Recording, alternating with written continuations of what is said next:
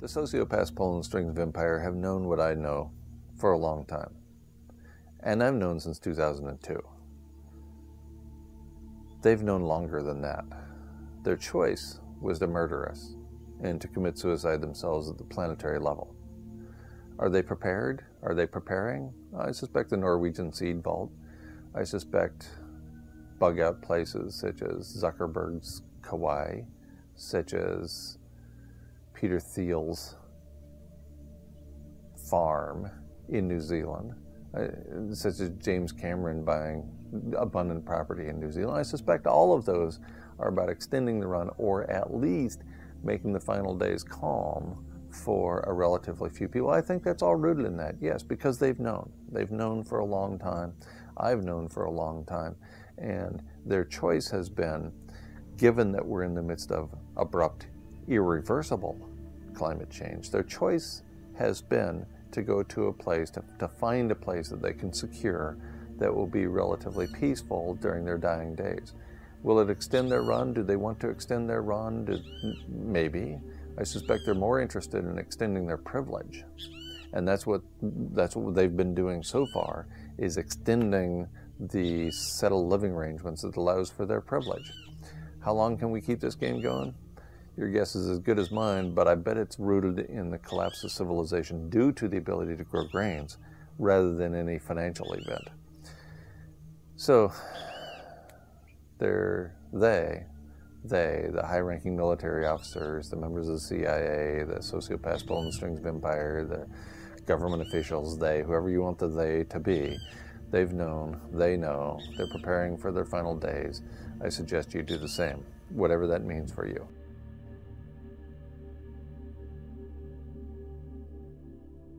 I'm occasionally asked, when does collapse occur?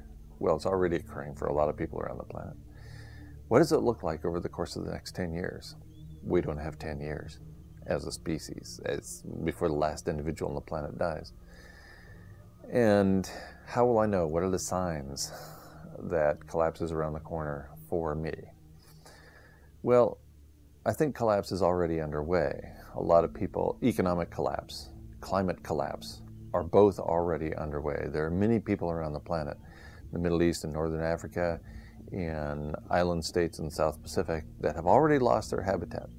People have been living in these areas for generations of an entire family, and the people are fleeing because they're no longer able to live as they once did, growing the kinds of crops that they once did.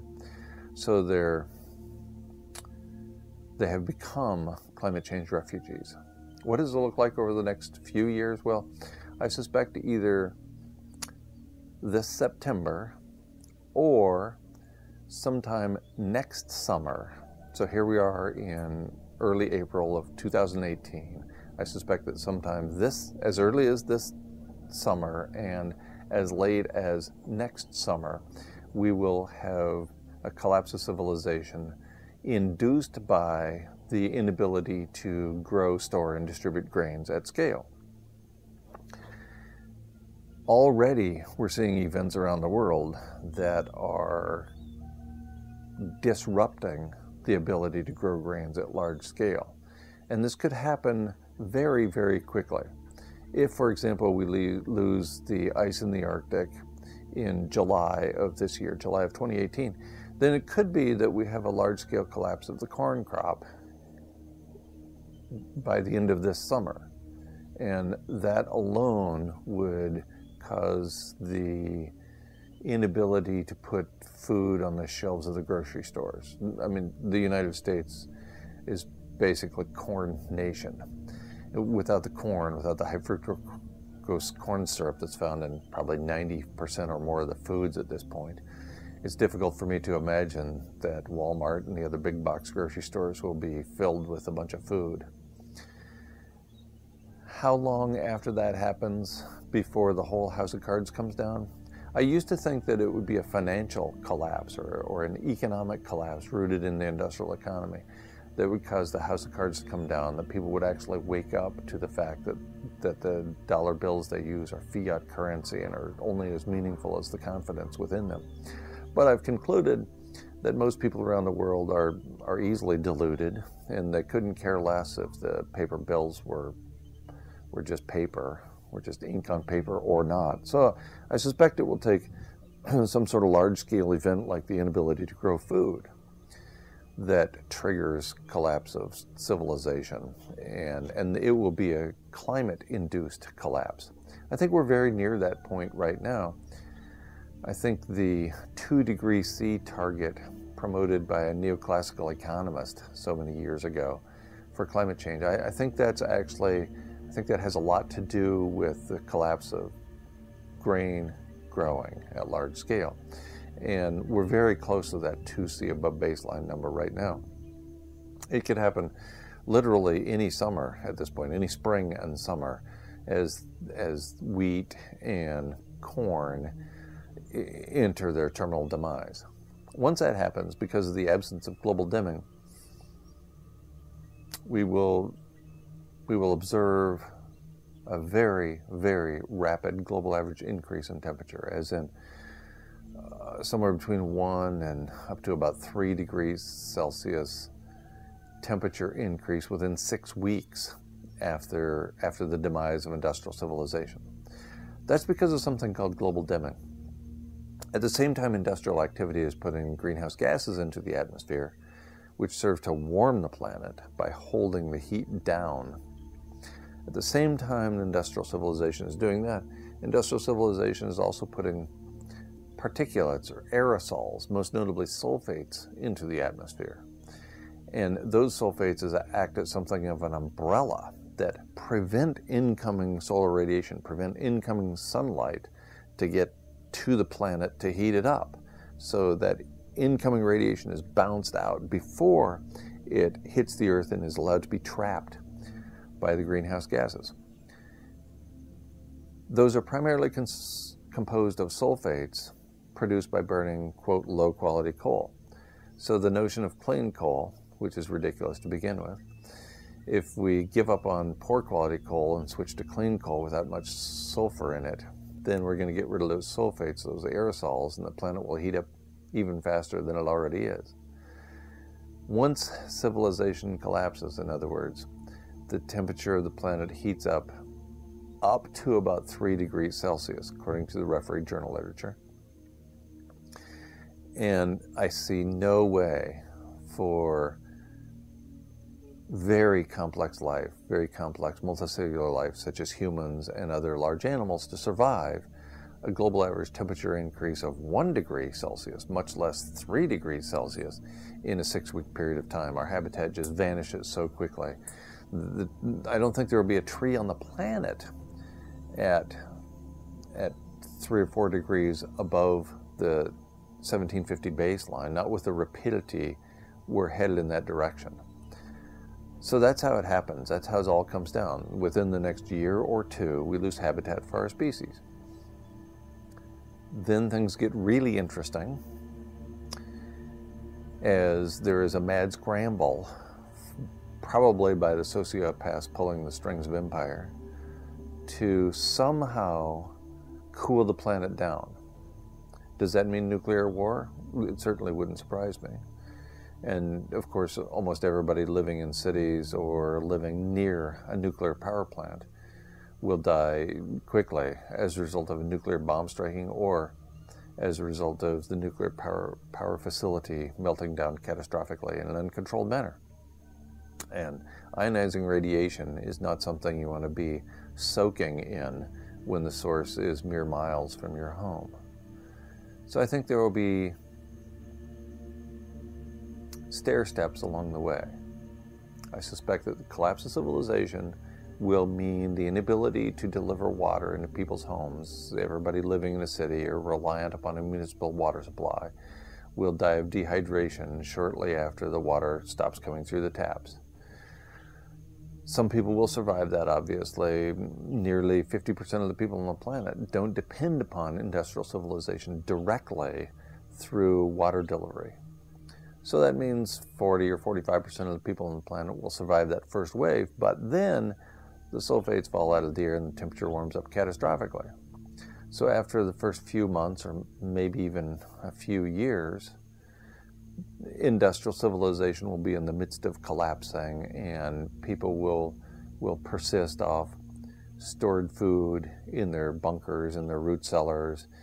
They won't be able to grow food anymore because that all vanishes as a result of the absence of global dimming and the rapid heating of the planet that occurs after that. You just can't grow food in soils that are depleted of nutrients, depleted of water, depleted of mycorrhizae, depleted of all the living planet that is required to support us and every other species that we occupy this planet with.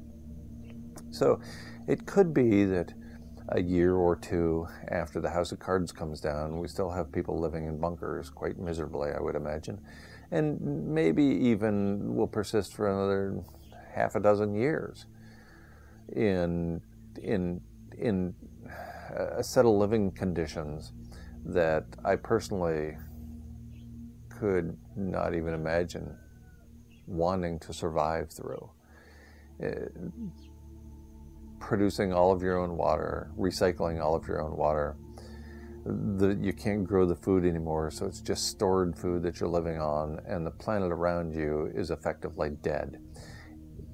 Soaking in ionizing radiation, plant life, animal life destroyed by abrupt climate change, an extinction rate that is occurring even faster than what we're currently observing, with up to 200 species a day, maybe more, going extinct already.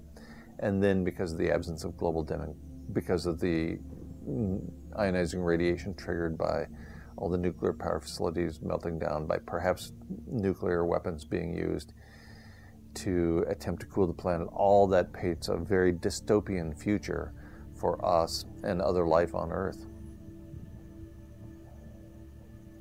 It's difficult for me to imagine. In fact, I predict that there won't be a human being on the planet in 2026, less than 8 years from now, because all these events have culminated in an imperfect, catastrophic storm that will take out our species and nearly every other species on the planet over a very short period of time. Ultimately, I suspect, will lead to a lifeless Earth, or at the very least, at the very best, a planet that is reduced to microbes and fungi and bacteria and a few other small things for several million years after 2026. This is not a future that I want to happen. I don't want to die, just like I don't want every other individual of the species Homo sapiens to go extinct. I don't want to drive to extinction the 200 species we're driving to extinction every day. But that's not under my control. And I've come to grips with that on a personal level. I would encourage others to do the same. I think we don't have long.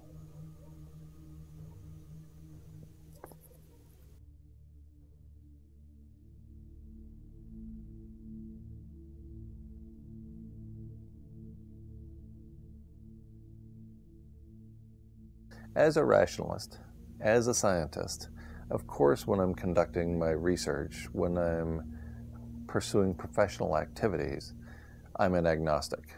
There are some questions that science is ill-suited to answer, and questions about paranormal or supernatural phenomena are included in that mix. So that my predictions and the predictions of others at this point are coinciding with Christian eschatology. Eschatology is, in my mind, irrelevant. I mean, you could argue that, as reported in the Gospels, Jesus predicted the destruction of the entire planet Earth within the lifetime of his followers. So you could argue that we've had these sorts of dire predictions for a couple thousand years, and they haven't come to pass when rooted in Christianity. What I'm talking about is rooted in reality, in rationalism, in the scientific understanding of what's going on the planet right now. That's a completely different thing than pursuing the people with the signs who say the end is nigh. My sign, by the way, says the end is being completely ignored, but that's just a sign too.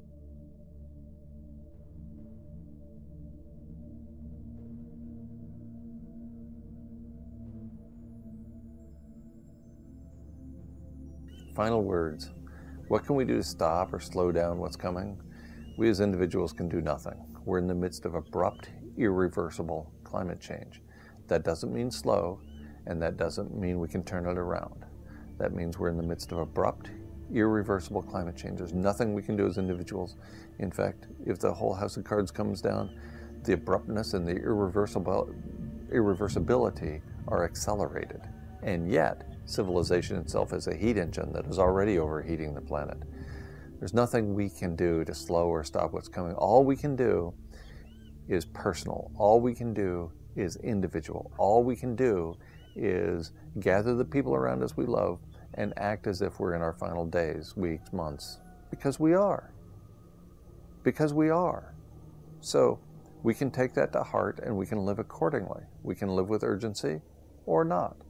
We can live as if someday means that we will be here for a very long time or not. There's an advertisement in the Belize City airport. It says there are 7 days in the week. Someday is not one of them. Let's live like that. Let's live like we're dying, because we are. Let's live with urgency, because the situation is urgent. Let's live as if we're pursuing excellence in a culture of mediocrity, as if we're pursuing love in a culture of indifference, because all of those things matter. They don't matter in terms of turning the ship around. The notion of love being able to turn around a system that has been rooted in indifference for my entire life and yours too, and generations back, is ludicrous. We're not going to be able to, quote, fix this. All we can do is what we can do as individuals within a tribe. Let's act like the tribe matters. Let's act as if our own lives matter, and treat ourselves with respect and treat others with respect. At the edge of extinction, only love remains.